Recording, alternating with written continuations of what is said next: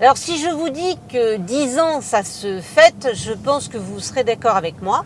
Et justement, pour fêter les 10 ans de son Nissan Juke, le constructeur a décidé de lui offrir une retraite bien méritée et de lancer la deuxième génération. Alors ceci dit, il était temps. 10 ans, c'est pour une voiture un âge canonique. Il s'en est passé des choses pendant tout ce temps dans le monde automobile. Donc pour le coup, le Juke change vraiment du tout. Il garde quand même son ADN et sa bouille si atypique, mais le design a quand même été revu de fond en comble.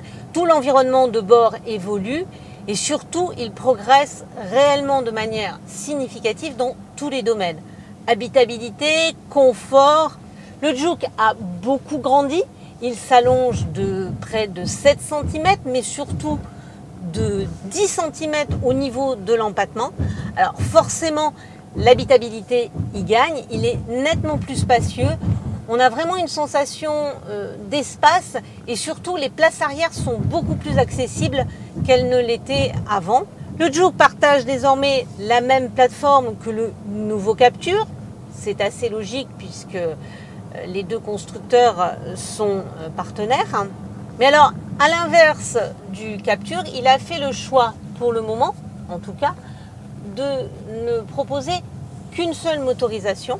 Le Juke n'est disponible qu'avec le moteur 1 litre turbo essence de 117 chevaux, qui peut être associé à une boîte manuelle ou, comme ici, à une boîte DCT, autrement dit une boîte robotisée à double embrayage et 7 vitesses. Alors très honnêtement, ce moteur ne lui va pas trop mal, mais il est un peu creux à bas régime. On aurait aimé un moteur un petit peu plus vivant et un petit peu plus performant pour le Juke. La boîte est aussi parfois un peu lente, mais globalement, de toute façon, il y a vraiment un gros progrès par rapport au précédent Juke. Le Juke a aussi aujourd'hui fort à faire avec une concurrence qui s'est nettement étoffée. Forcément, il y a 10 ans, il n'y avait pas de concurrence. C'était le premier petit SUV sur le marché. Aujourd'hui, il a donné des idées à beaucoup de monde, à beaucoup de constructeurs et il doit rivaliser avec peut-être une bonne vingtaine de concurrents.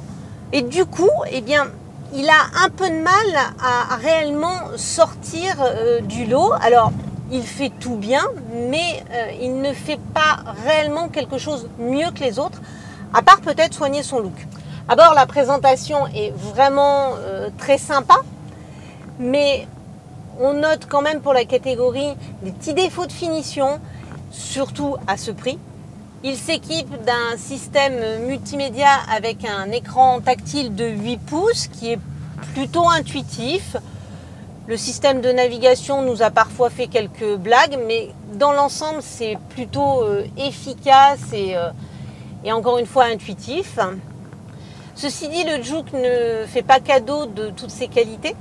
Il est accessible à partir de 19 990 €, juste en dessous de 20 000 €, pour un niveau d'équipement correct qui privilégie surtout les systèmes de sécurité.